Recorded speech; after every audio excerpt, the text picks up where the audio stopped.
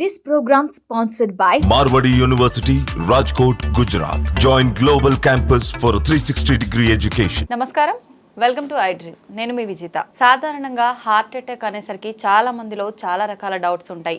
తినే ఫుడ్ వల్ల వస్తుందా, లేదంటే బాడీకి మనం ఇవ్వాల్సినంత ఎక్సర్సైజ్ లేకపోవటం వల్ల వస్తుందా, అసలు ఏంటి ఈ గుండె జబ్బు అనేది గుండెకు మాత్రమే సంబంధించిందా, రక్తనాళాలకు సంబంధించిందా, ఈ గుండె ఎఫెక్ట్ అవ్వటానికి వేరే ఇతర భాగాలకు సంబంధించిన ఇష్యూస్ కూడా దీన్ని ఎఫెక్ట్ చేస్తుంటాయా, ఇలాంటి మరిన్ని విషయాలు ఇప్పుడు సార్తో మాట్లాడి తెలుసుకుందాం క్లియర్గా. ఇప్పుడు ప్రస్తుతం నాతో పాటు ఉన్నారు లక్కిరెడ్డి కిరణ్ కుమార్ రెడ్డి గారు, కన్సల్టెంట్ కార్డియాలజిస్ట్. ఇంకెందుకు ఆలస్యం, సార్తో మాట్లాడేద్దాం. నమస్కారం సార్. సార్, హార్ట్ అటాక్ అంటే జనరల్గా హార్ట్కు సంబంధించిన ఒక జబ్బులా తీసుకోవచ్చా, రక్తనాళాలకు సంబంధించిన జబ్బులా తీసుకోవచ్చు అంటారా సార్? అంటే హార్ట్ అనేది ఒక ఆర్గాన్లో చాలా భాగాలు ఉంటాయి. అంటే గుండె అనేది 4 గదులు ఉంటాయి. పైన 2 గదులు, కింద 2 గదులు. పైన గదులను ఏట్రియం అంటాం, కింద గదులను వెంట్రికల్స్ అంటాం. ఈ రెండింటి మధ్యలో 2 డోర్స్ లాంటివి ఉంటాయి. అంటే లెఫ్ట్ సైడ్, రైట్ సైడ్. ఇవి తెరుచుకుంటా ఉంటాయి. గుండె కొట్టుకున్నప్పుడు ముడుచుకొని తెరుచుకుంటా ఉంటాయి. అలానే కింద గదుల నుంచి, రైట్ సైడ్ నుంచి మన ఊపిరితిత్తులకి బ్లడ్ సప్లై వెళ్తుంది, అంటే రక్తం వెళ్తుంది. ఆ రక్తం వెళ్ళే ట్యూబ్ ఏదైతే ఉంటుందో రైట్ సైడ్ కింద గది మధ్యలో ఇంకో డోర్ లాంటిది వాల్వ్స్ అంటాం, అది ఉంటుంది. అదే లెఫ్ట్ సైడ్ కింద గది నుంచి మన బాడీకి వెళ్ళే బ్లడ్ అంతా సరఫరా కానికి అయోటా అంటాం. సో ఆ బ్లడ్ వెజల్ ట్యూబ్కి, రక్తనాళానికి కింద గదికి కూడా ఒక వాల్ ఉంటాయి. అంటే టోటల్ 4 వాల్వ్స్ ఉంటాయి, 4 గదులు ఉంటాయి. ఇది ఒకటి మజిల్ కండరం అంటాం. మన గుండె చుట్టూ ఒక థిన్ లేయర్ ఉంటుంది, పెరికార్డియం అంటాం. ఓకే. అండ్ మన బాడీలో ఒక ఎలక్ట్రికల్ కండక్షన్ సిస్టమ్, అంటే ఒక వైరింగ్ సిస్టమ్ లాంటిది ఉంటుంది. అది ఇంపార్టెంట్. ఇప్పుడు ఒక స్విచ్ చేస్తే కరెంట్ పాస్ అయ్యి లైట్ ఎలా వస్తుందో ఇక్కడ కూడా అంతే, అక్కడి నుంచి ఒక ఇంపల్స్ అనేది వస్తుంది. అంటే ఒక కరెంట్ లాంటిది వచ్చి గుండె ముడుచుకొని తెచ్చుకుంటుంది. దెన్ మనకి ఈ రక్తనాళాలు, మెయిన్ రక్తనాళాలు అనేది చూసాం. అండ్ ఆల్సో గుండె ఫంక్షన్ అవ్వాలంటే, మన బాడీకి మనము ఆక్సిజన్ మన బాడీలో ఉండే ప్రతి ఆర్గానికి ఎలా అందాలో, గుండె ఫంక్షన్ అవ్వడానికి కూడా, గుండె కొట్టుకోనికి కూడా బ్లడ్ అనేది అందాలి. సో దానికి రక్తనాళాలు ఉంటాయి. సో ఇన్ని భాగాలు ఉంటాయి గుండెలో. గుండె అనేది ఈ టోటల్ ఆర్గాన్ స్ట్రక్చర్ అనేది చాలా ఇంపార్టెంట్. ఇది రక్తనాళం ఒకటేనా ఇదా అనేది కాదు, ఇవన్నీ కూడా చాలా ఇంపార్టెంట్ ఫంక్షన్కి.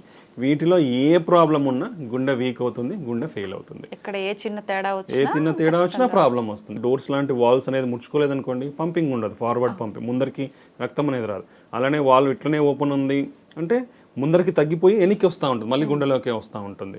ఓకే. మజిల్ ఉంది, గుండె కండరం అనేది ఉంటుంది. ఆ కండరము నార్మల్ ఎలాంటి సైజు ఉందో అదే ఉండాలి. ఉబ్బిపోయింది అనుకోండి వీక్ అయిపోతుంది. మందంగా అయిపోయింది అనుకోండి మనకి రక్తం తీసుకోనికి ప్లేస్ ఉండదు. సో ఇలా చాలా డిసీజెస్ ఉంటాయి, చాలా జబ్బులు ఉంటాయి ఇట్లా గుండె జబ్బులలో.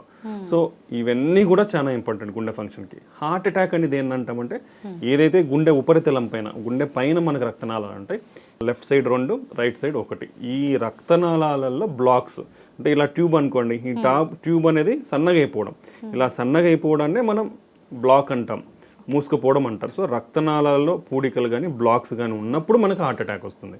బట్ హార్ట్ అటాక్ అనేది ఒక గుండె జబ్బు మాత్రమే, మిగతా గుండె జబ్బులు చాలా రకాలు ఉన్నాయి. ఎన్ని రకాలుగా ఉంటాయి సార్ ఇంచుమించు? ఇప్పుడు మనం హార్ట్ ఫెయిల్యూర్ అంటాం, అంటే గుండె వీక్ అవడము. కార్డియోమయోపతి అంటాం, అంటే మనం ఆల్రెడీ గుండె పల్చన్ అయిపోయి గుండె యొక్క వాల్స్ ఉబ్బిపోవడము, లేదా మజిల్ థిక్ అవ్వడము. Okay. Then electrical systems problems ఉంటాయి, కండక్షన్ సిస్టమ్ డిసార్డర్స్ అంటాం ఈ వైరింగ్ సిస్టంలో. సో పైన మెయిన్ స్విచ్ అనేది పనిచేయకపోవచ్చు, మధ్యలో ఉండే మోడరేటర్ స్విచ్ పనిచేయకపోవచ్చు. చేయనప్పుడు మనకు హార్ట్ రేట్ అనేది పడిపోతుంది. లేదా ఈ మన గుండె కండరాల నుంచి కూడా సడన్గా వేరే చోటు నుంచి కూడా ఈ ఇంపల్సెస్ అనేది వచ్చి గుండె ఎక్కువ కొట్టుకోవచ్చు.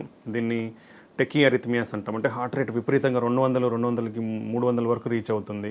ఓకే. మన వాల్స్ అనేది మూసుకోవచ్చు లేదా మూసుకోకపోవచ్చు. మన గుండె చుట్టూ నీరు చేరచ్చు. ఓకే. ఇలాంటివి మల్టిపుల్ ప్రాబ్లమ్స్. ఇప్పుడు బ్లడ్ వెజల్స్ ఉన్నాయి, ఊపిరితిత్తులకు సప్లై చేసేదంతా రక్తం గడ్డగట్టచ్చు, లేదా అవి ఉబ్బిపోవచ్చు. గుండె నుంచి మన బాడీకి సప్లై చేసే రక్తనాళం అంతా ఉబ్బిపోవచ్చు, కోసుకుపోవచ్చు. ఇలా మల్టిపుల్ ప్రాబ్లమ్స్ అనేది మనకు ఉంటాయి అన్నమాట. ఏ ప్రాబ్లం వచ్చినా మనకు అంటే పెయిన్ రూపంలోనే తెలుస్తుందా, లేదంటే ఎఫెక్ట్ అవ్వటము, వేరే ఆర్గాన్స్ ఇంకేదైనా సిమ్టమ్స్ తెలియడము అలా తెలుస్తుందా సార్? ఇప్పుడు మనకి ఛాతీ నొప్పి అనేది మెయిన్ ఏంటంటే, ఈ heart attack most priority heart అటాక్లో మనం ఛాతీ నొప్పి చెప్తాం. అంటే బ్లాక్ అయిపోయి సడన్గా మనకి రావడం వల్ల, గుండె వీక్ అవడం వల్ల పంపింగ్ జరగక మనకి పెయిన్ అనేది వస్తుంది.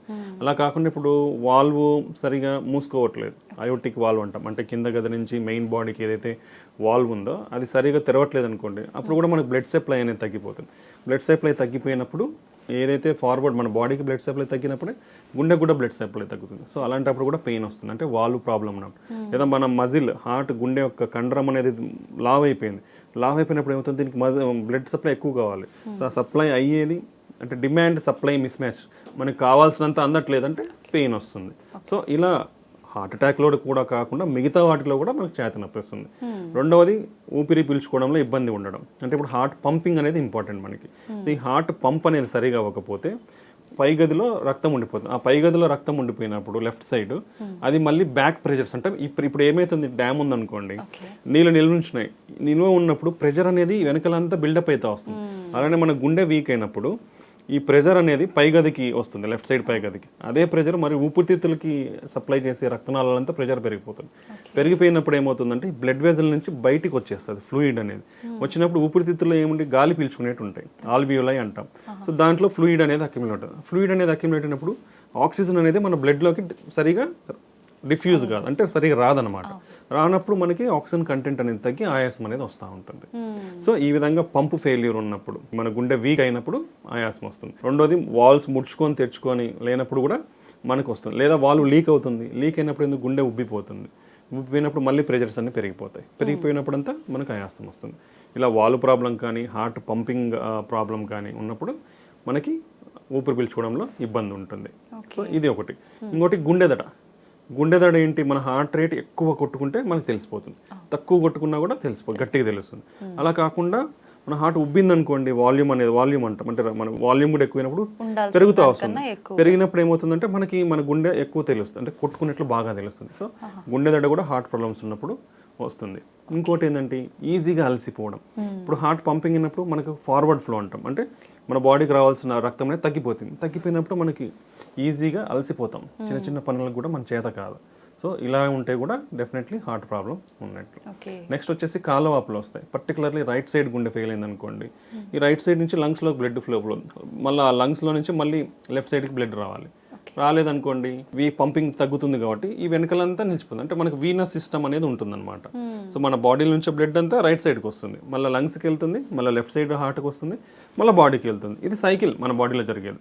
సో రైట్ సైడ్ది ఎప్పుడైతే వీక్ అవుతుందో ఈ బ్లడ్ ఫ్లో అంతా ముందరికి వెళ్ళినప్పుడు వెనకలు నిలిచిపోయినప్పుడు మన కాలవాపులు, పొట్టవాపులు, మొహం వాపులు ఇవన్నీ వస్తాయి అన్నమాట. ఇవి మనకు ఏ గుండె జబ్బుల్లో అయినా అఫెక్ట్ అయినప్పుడు కామన్గా వచ్చే సిమ్టమ్స్. Thank you sir. నిజంగా చాలా మందిలో చాలా డౌట్స్ హార్ట్ అటాక్ అనగానే కొంత మాకు క్లియర్ అయ్యాయి, బట్ ఇంకా చాలా తెలుసుకోవాల్సి ఉన్నాయి సార్. మరొక మంచి ఎపిసోడ్లో మరిన్ని విషయాలు తెలుసుకుందాం sir. Thank you very much. Thank you అండి.